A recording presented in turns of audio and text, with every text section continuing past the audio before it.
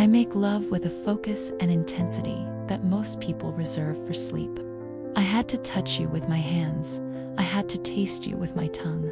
One can't love and do nothing. Do people always fall in love with things they can't have? Always, Carol said, smiling too. When someone you love says goodbye, you can stare long and hard at the door they closed and forget to see all the doors God has opened in front of you. We all have an old knot in the heart we wish to untie. If you let lesser people determine your self-worth, you'll never reach higher than their limited imagination. A person learns how to love himself through the simple acts of loving and being loved by someone else. Love may forgive all infirmities, and love still in spite of them.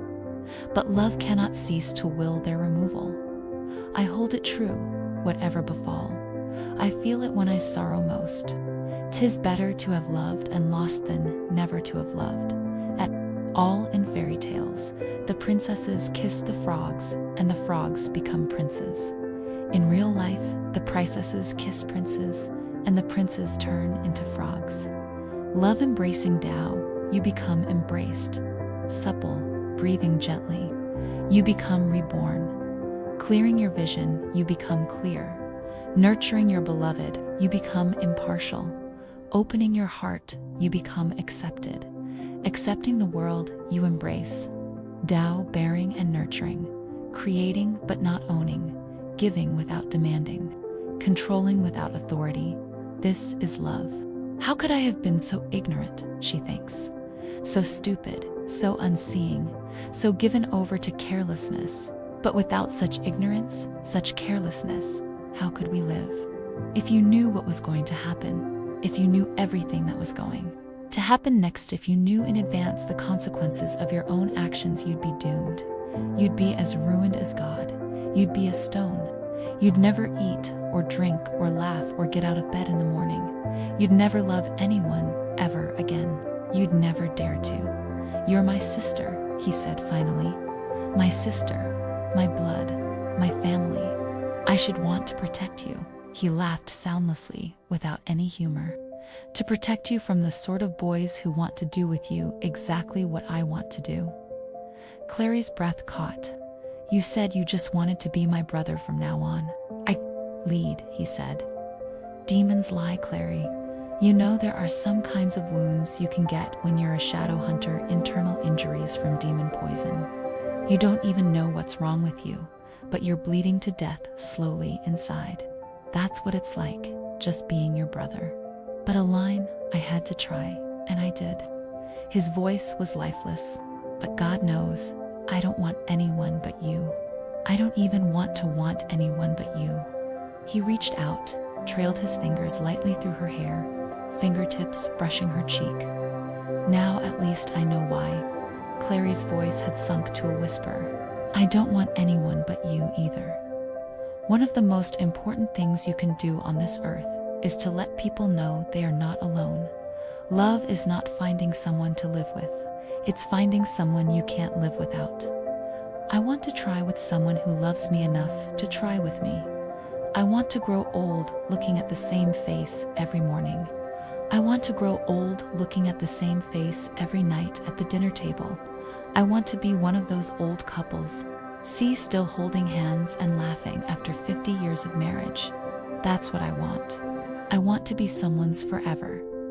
Friendship arises out of mere companionship, when two or more of the companions discover that they have in common some insight or interest, or even taste which the others do not share, and which, till that moment, each believed to be his own unique treasure or burden. The typical expression of opening friendship would be something like, "What? You too? I thought I was the only one." It is when two such persons discover one another, when, whether with immense difficulties and semi-articulate fumblings or with what would seem to us amazing and elliptical speed, they share their vision. It is then that friendship is born. And instantly they stand together in an immense solitude. He shrank from hearing Margaret's very name mentioned. You will. He blamed her, while he was jealous of her, while he renounced her. He loved her sorely, in spite of himself. By night, Love, tie your heart to mine, and the two together in their sleep will defeat the darkness. Gaston was not only a fierce lover, with endless wisdom and imagination, but he was also, perhaps, the first man in the history of the species who had made an emergency landing and had come close to killing himself and his sweetheart simply to make love in a field of violets. I am surprised how difficult for people is to say I love you. They only say the 3 magic words when they are sure they will hear I love you too back. Come on, spread the energy of love without expecting anything. Cowards are incapable of expressing love. It is the prerogative of the brave. Do not let those who cannot see the truth tell you who you are. You are the flame that cannot be put out. You are the star that cannot be lost.